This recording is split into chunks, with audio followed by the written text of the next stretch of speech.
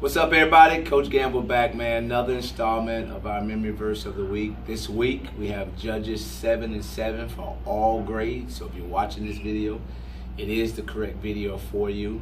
Now, this video may be a little longer because I have some explanation and some things I want to point out to you and share with you, because I don't want you just to have a verse you memorized, but I also want you to get the lesson and learn with it as well. There's some principles that I want you to apply to your life as you learn this verse, okay? So let's read the verse, first of all, Judges 7 and 7. It says, "Then the Lord said to Gideon, by the 300 men who lapped, I will save you and deliver the Midianites into your hand.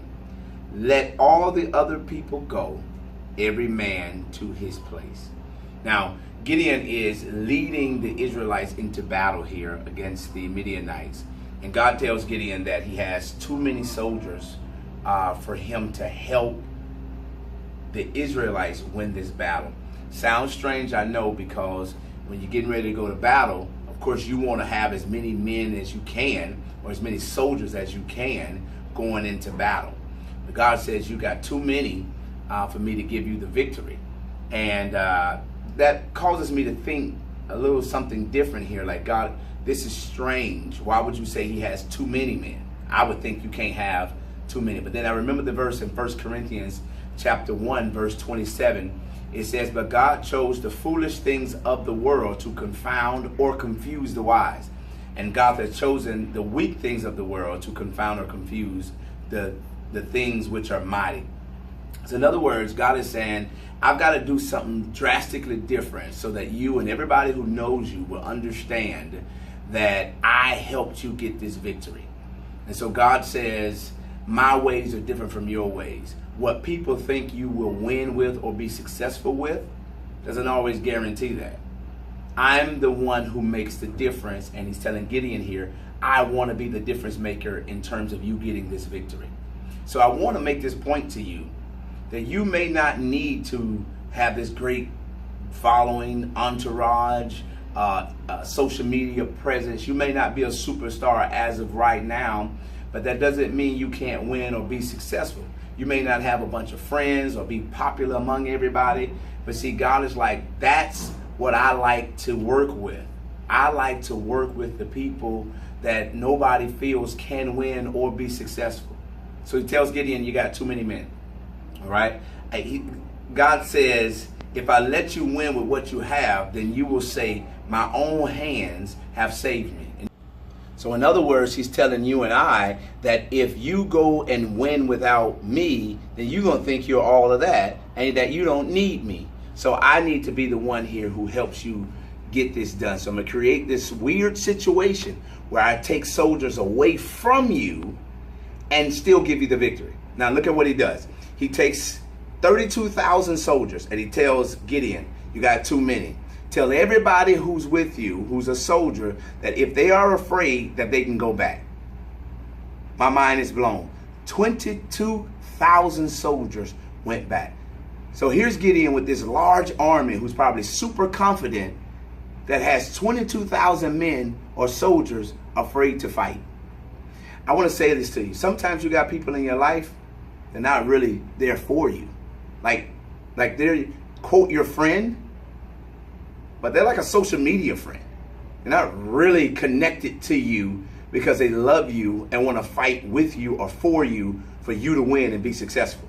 They actually are afraid when you go through the tough things, and they're not going to be there for you. 22,000 soldiers left.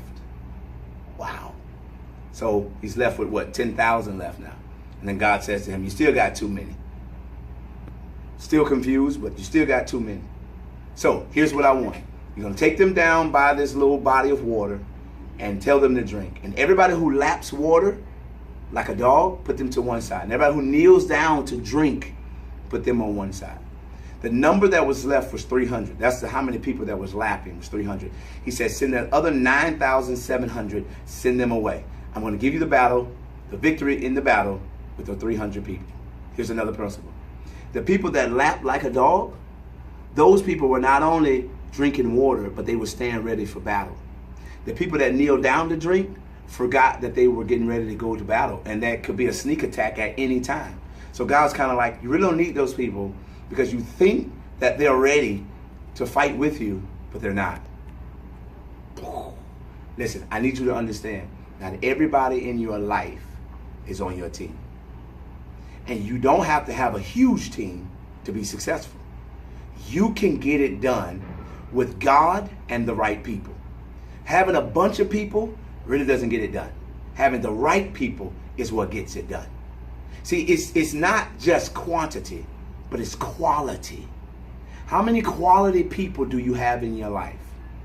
That is what makes the difference. I need you to get this principle. So of course, they go with 300 men, they get the victory, they win, and they all celebrate God's grace and provision. That's what God's trying to do in your life. He's trying to take the little that you have and give you the victory, because the Bible says little becomes much in his hands. So let's say you're starting off with less than some other people.